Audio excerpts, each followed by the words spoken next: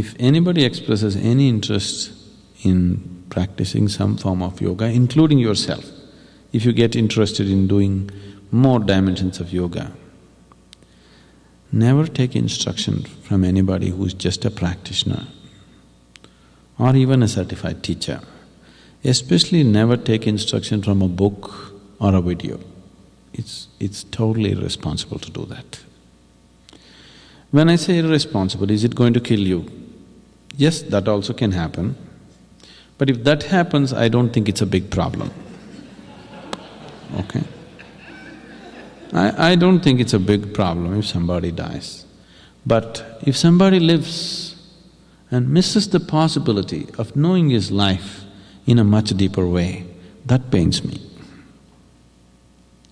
See, when I say harm will happen to you, it is not necessary that something should break in you or you should fall ill or something. You miss the possibility of knowing. Isn't that harm enough? Isn't that a terrible harm? See, somebody caused harm to you does not mean… you're young, you're growing up. Somebody caused harm to you does not mean necessarily they have to shoot at you. Somebody made sure that you did not get your education. Is that bad enough? Yes? Isn't it bad enough? So this is just like that on a much deeper level, but the same thing. Somebody denied you a possibility. That's bad enough, isn't it? It is not that something has to go wrong in terms of your physical health or something else, but that also can happen. Without a very committed atmosphere, there should be no transmission of yoga. Most people in the world will do better without yoga than with yoga. Now, my whole activity in India mostly is in southernmost part of India, and now we have come to Bombay and other places. But where I come from, my native place, I don't teach there. All my friends and family, whatever I know, I have never taught them yoga unless they come here, wherever I am. So when I go sometimes visiting, so the first question these days they've given up. Otherwise, the question is always, what, you're teaching yoga all over the world, why don't you teach me some yoga, my back is hurting.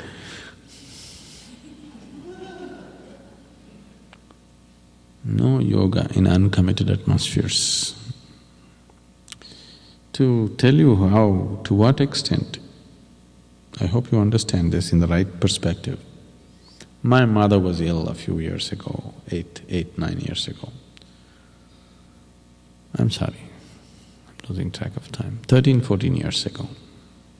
Seriously ill, we know that she's going to die. My father being a physician, the family is much more aware that she has a short span of time. And that's the time a lot of somehow people are coming home and telling my mother, oh, you should see the yoga program, you must attend. She's spiritually inclined, she's been initiated in a very early age something, but that's all. As her death came closer, she said, I want to experience this. I want to experience meditation. I said, okay, I'll organize a class in the town, you come. She's in a bad condition, but she could come. As per me, she can come, I could take her and do it. But my father being a physician, he says, no way is she going to leave the house for 3.5 hours and sit there somewhere and anything may happen, blue light. If you want, at home you do whatever. No going and sitting in the class, I will not allow such a thing because she's not in that kind of condition. I said, it's okay, she can come. But he's the senior man and you know how it is. But my mother repeatedly is expressing, I want to experience meditation. I said, you convince him and come somehow, anyway you're going to die. What is there if you fall dead in my class? See, you just have 3-4 months left. So suppose you die 2 months early, what is going to happen? You do what you want to do, isn't it?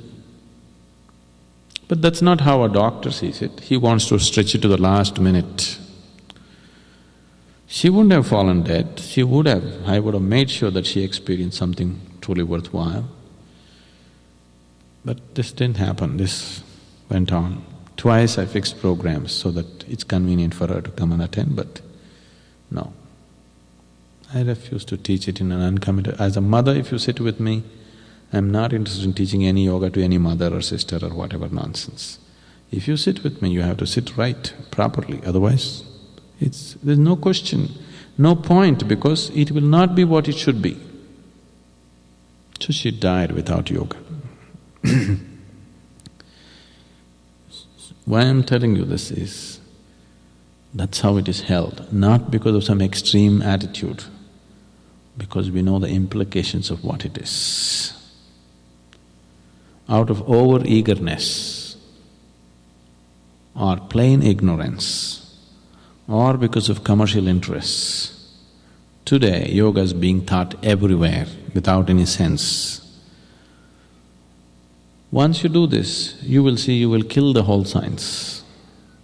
Modern science, when it was evolving, in the early 20s, in the early part of the 20th century, all kinds of fake scientists came up and started claiming all kinds of fantastic inventions. Those days, inventing something was fashionable. Because so many new things are happening, everybody is claiming, okay, all kinds of fantastic inventions. Then the responsible scientific community took time off from their work and established safeguards so that misuse of science does not happen. Science has reached this point today as quickly as it has only because of those safeguards. Similarly, in the spiritual processes in India, there were very rigid safeguards so that misuse and misinterpretation and damage does not happen. But in the last 100–200 years, as I said, either because some people are overeager or they're just plain ignorant or they're unscrupulous. People have just taken away all safeguards. You can teach yoga on the beach, you can teach yoga in the theater, you can teach yoga in the aerobic class, you can just do it anywhere, isn't it? This will not bring well-being, there's no question about that. Oh, my backache went away, you are saying this, I went to yoga, my backache went away. You're happy your backache went away, but you don't know what you missed. You went to yoga and you did not touch the other dimensions of life. You did not create the possibility of slowly moving into other dimensions. That's a terrible damage that's happened to your life. You did not go, you do not know, the possibility is still open. You went and you missed it, then the possibility is sort of closed, isn't it? So don't attempt teaching yoga or reading books and trying to learn yoga. Please do not do such things. If you want to learn asanas, those kind of things, I think there are some people who are teaching it properly. You could learn from them. This dimension of yoga must be taught in a very committed atmosphere. Otherwise, you should not transmit this kind of thing. You'll bring more harm than well-being. For more on Sadhguru, visit www.ishafoundation.org.